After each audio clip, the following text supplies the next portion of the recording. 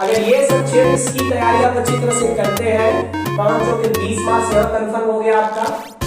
ठीक, और यदि सारा फॉर्मूला याद कर लेते हैं 10 मार्क्स यहाँ कन्फर्म हो गया। इस वीडियो में हम लोग क्लास 10 के मैथ पेपर के सिलेबस के बारे में डिस्कशन करेंगे। इस वीडियो में हम लोग जानेंगे कि मैथ में कौन से प्रश्न कितनी संख्या में आते हैं। तो चलिए हम लोग स्टार्ट करते हैं।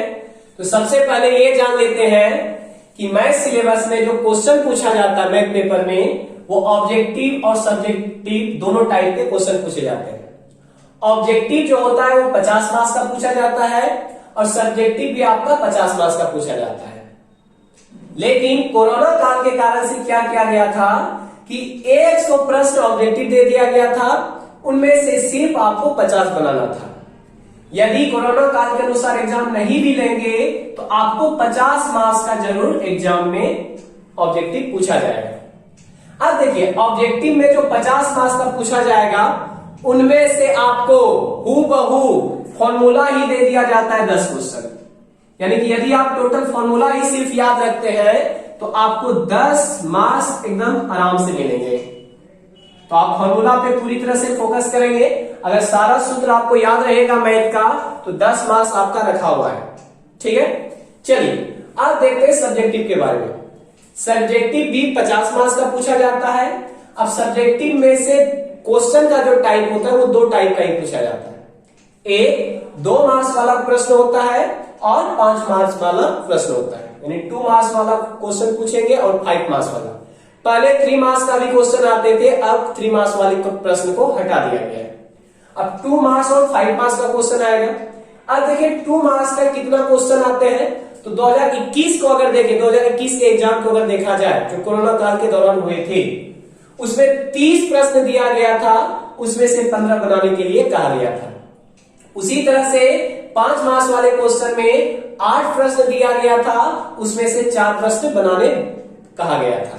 और 5 मार्क्स वाले में क्या था ना कि 4 क्वेश्चन जो आते हैं उसमें अथवा लगा के पहले पूछा जाता था। लेकिन इस दौरान क्या हुआ, 2021 में क्या किया गया कि 8 प्रश्न को अलग अलग कर दिया गया, जिसके कारण से स्टूडेंट के लिए 8 में से कोई भी 4 बनाने के लिए छूट दे दिया गया। हो सकता है इस बार भी आपको ये ऑप्शन मिलेंगे एग्जाम में, लेकिन कंफर्म जान लीजिए कि 2 मार्क्स वाला जो क्वेश्चन है वो 15 प्रश्न पूछा जाएगा। ठीक है, और 5 मार्क्स वाला जो क्वेश्चन है वो 4 प्रश्न पूछा जाएगा। अगर 2 मार्क्स वाला 15 प्रश्न पूछा गया तो 30 मार्क्स हो गया। अगर 5 मार्क्स वाला 4 क्वेश्चन पूछा गया तो 5 चौके 20 मार्क्स हो गया। तो यहां से देखिए 30 और 20 50 मार्क्स हो गया। 5 मार्क्स वाले के लिए मैंने कुछ चैप्टर को सिलेक्ट किया है और इसी से हर साल जो है बोर्ड क्या करती है, प्रश्न यहां से उठा के देती है। तो इनमें से 5 मार्क्स वाले प्रश्न में कहां से क्वेश्चन आता है। तो सबसे पहले एक ग्राफ आपको दे दिया जाएगा 5 मार्क्स का बनाने के लिए। ठीक है, इसके बाद एक रचना जरूर आता है 5 मार्क्स का। इसके बाद ऊंचाई और दूरी से एक प्रश्न जरूर आता है। ऊंचाई और दूरी मतलब हाइट एंड डिस्टेंस से एक प्रश्न जरूर होता है, जो चैप्टर 9 है आपका, उससे 5 मार्क्स का दे दिया जाता है। और एक प्रमेय हर साल पूछा जाता है। किसी किसी साल जो है गैपिंग किया जाता है, लेकिन प्रमेय जो है कंफर्म रहता है कि वो आने का चांस रहता है हमेशा। तो प्रमेय भी 5 मार्क्स का पूछा जाता है। यदि प्रमेय आपसे नहीं पूछेंगे एग्जाम में तो उसके जगह पे हो सकता है आपको 5 मार्क्स वाला क्वेश्चन जो है मेंसुरेशन से उठा के दे देंगे, या हो सकता है अंश और हर वाला दे दे आपको, यानी कि या फिर हो सकता है वृत्त से उठा के दे दे जो 5 मार्क्स वाला क्वेश्चन बनता है। तो ये कहां से देंगे इसका कंफर्म नहीं रहता है, लेकिन ये 3 जो है आपका ये कंफर्म है। और प्रमेय भी हर साल जो है गैपिंग करके ये प्रमेय देते ही रहते हैं। तो इस तरह से आप देख सकते हैं कि ग्राफ अगर अच्छी तरह तैयारी कर लेते हैं आप, 4-5 ग्राफ अगर आप बना लेते हैं 5 मार्क्स आपका कंफर्म हो गया। रचना भी ज्यादा नहीं है, अगर मैथ में देखिएगा तो 7 दूना 14 या 15 रचना है, उसको बना लेते हैं तो आपका 5 मार्क्स कंफर्म है। हाइट एंड डिस्टेंस में भी देखिएगा 16 सवाल है, अगर 16 सवाल आप बना लेते हैं तो इससे भी 5 मार्क्स कंफर्म है। और प्रमेय अगर टोटल देखिएगा तो 9 प्रमेय त्रिभुज में है और 2 प्रमेय वृत्त में है। तो 9 2 कितना हो गया, 11 प्रमेय। अगर आप 11 प्रमेय बना लेते हैं तो उनमें से एक क्वेश्चन आपका कंफर्म हो जाता है। तो यहां से आप क्या देखें, अगर ये सब क्षेत्र इसकी तैयारी आप अच्छी तरह से करते हैं तो 5 के 20 मार्क्स यहां कंफर्म हो गया आपका।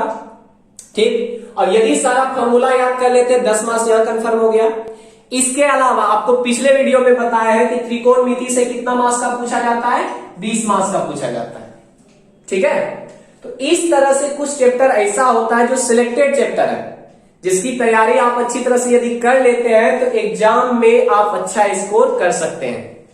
वैसे मेरा सजेशन ये रहेगा कि यदि आप लोगों का कोई चैप्टर समाप्त हो चुका है तो आप क्वेश्चन बैंक जरूर खरीदिए, ठीक ना, क्वेश्चन बैंक खरीदिए। अब ये क्वेश्चन बैंक क्या होता है, इसमें जो पिछले साल जितना भी 2011, 2012, 2013 में एग्जाम हुआ है उसका प्रश्न इसमें रहता है।